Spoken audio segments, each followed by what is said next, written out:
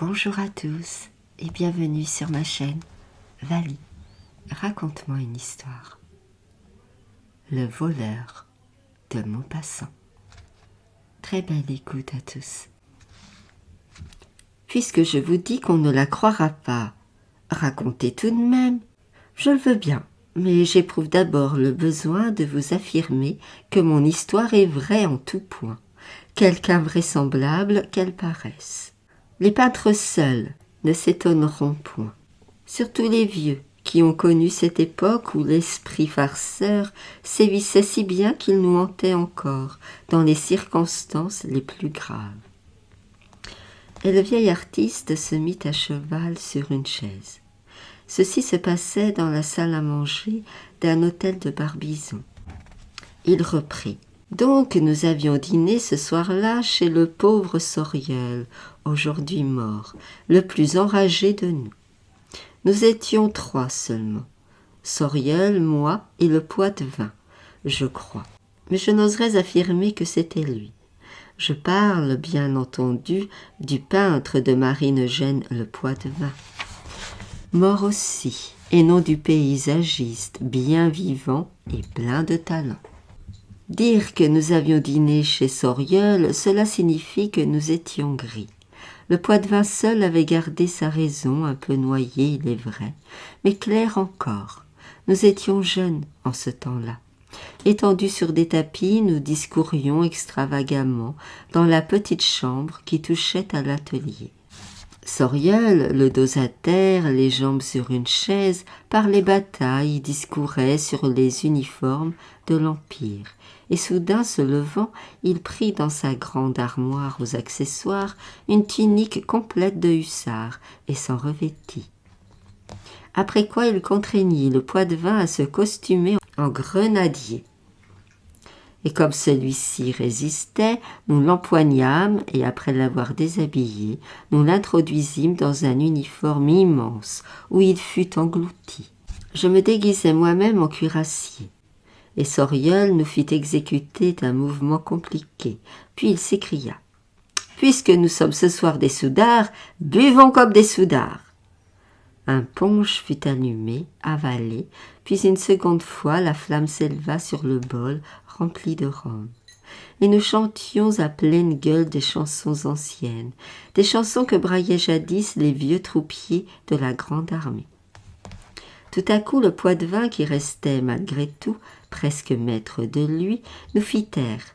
Puis, après un silence de quelques secondes, il dit à mi-voix « Je suis sûr qu'on a marché dans l'atelier. » Soriol se leva comme il put et s'écria « Un voleur, quelle chance !» Puis soudain, il entonna la Marseillaise. « Aux armes, citoyens !» Et se précipitant sur une panoplie, il nous équipa selon nos uniformes. J'eus une sorte de mousquet et un sabre, le Poitevin un gigantesque fusil à baïonnette, et Soriol, ne trouvant pas ce qu'il fallait, s'empara d'un pistolet d'arçon, qu'il glissa dans sa ceinture, et d'une hache d'abordage qu'il brandit.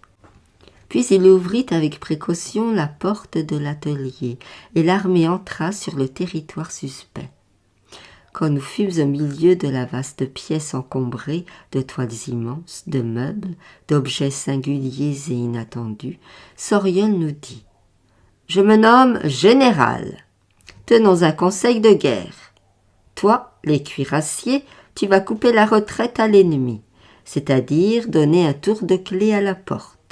Toi, les grenadiers, tu seras mon escorte. » J'exécutai le mouvement commandé, puis je rejoignis le gros des troupes qui opéraient une reconnaissance.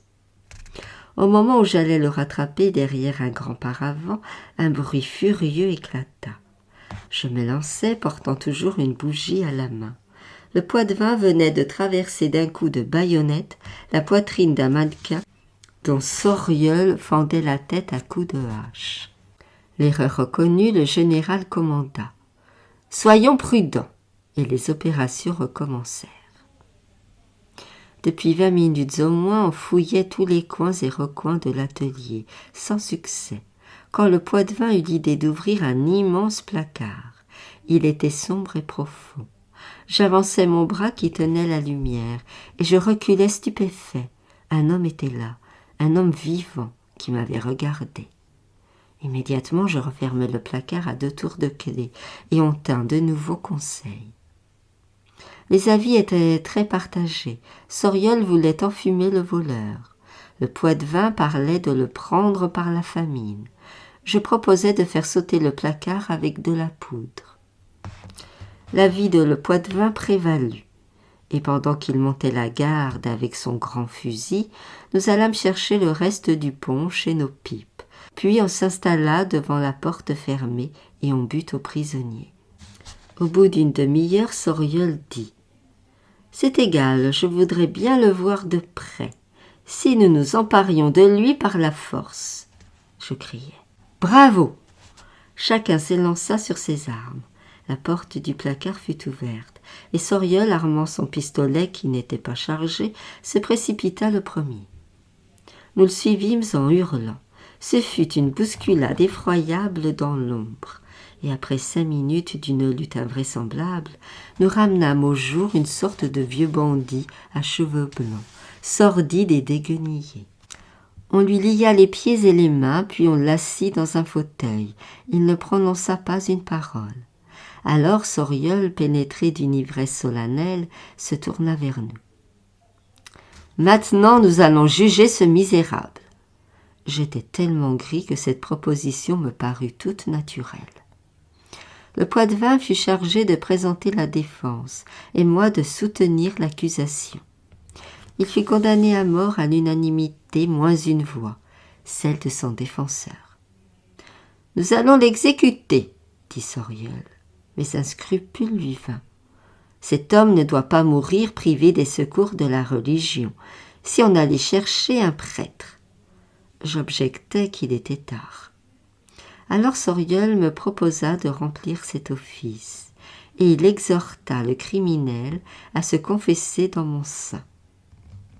L'homme, depuis 5 minutes, roulait des yeux épouvantés, se demandant à quel genre d'être il avait affaire. Alors il articula d'une voix creuse, brûlée par l'alcool. « Vous voulez rire, sans doute !» Mais Soriol agenouilla de force, et de crainte que ses parents eussent omis de le faire baptiser, il lui versa sur le crâne un verre de rhum. Puis il dit « Confesse-toi, monsieur, ta dernière heure a sonné. » Éperdu, le vieux gredin se mit à crier « Au secours !»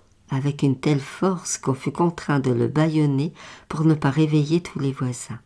Alors il se roula par terre, ruant et se tordant, renversant les meubles, crevant les toiles. À la fin, Soriol, impatienté, cria « Finissons-en !» Et visant le misérable étendu par terre, il pressa la détente de son pistolet. Le chien tomba avec un petit bruit sec. Emporté par l'exemple, je tirai à mon tour. Mon fusil, qui était à pierre, lança une étincelle dont je fus surpris. Alors le Poitevin prononça gravement ces paroles. « Avons-nous bien le droit de tuer cet homme ?» Soriol, stupéfait, répondit « Puisque nous l'avons condamné à mort. » Mais le Poitevin reprit « On ne fusille pas les civils. Celui-ci doit être livré au bourreau.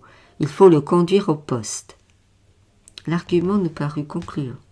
On ramassa l'homme, et comme il ne pouvait marcher, il fut placé sur une planche de table à modèle, solidement attachée, et je l'emportai avec le Poitevin, tandis que Soriol, armé jusqu'aux dents, fermait la marche. Devant le poste, la sentinelle nous arrêta.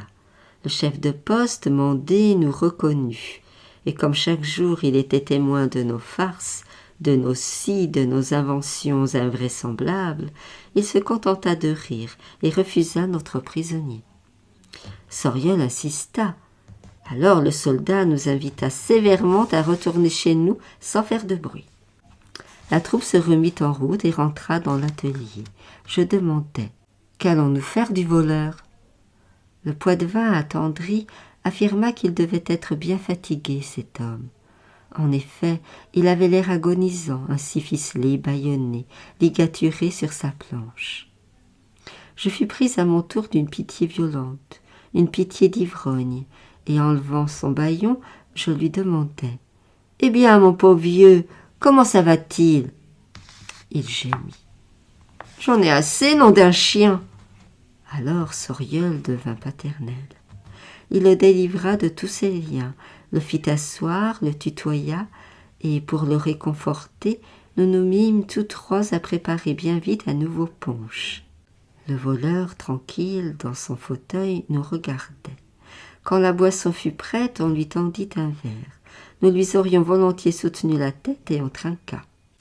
Le prisonnier but autant qu'un régiment. Mais comme le jour commençait à paraître, il se leva et d'un air fort calme. « Je vais être obligé de vous quitter parce qu'il faut que je rentre chez moi. » Nous fûmes désolés. On voulut le retenir, mais il se refusa à rester plus longtemps. Alors on se serra la main, et Soriol, avec sa bougie, l'éclaira dans le vestibule en criant « Prenez garde à la marche sous la porte cochère !» On riait franchement autour du compteur. Il se leva, alluma sa pipe, et il ajouta en se campant en face de nous « Mais le plus drôle de mon histoire, c'est qu'elle est vraie. » Merci beaucoup pour votre écoute. À bientôt.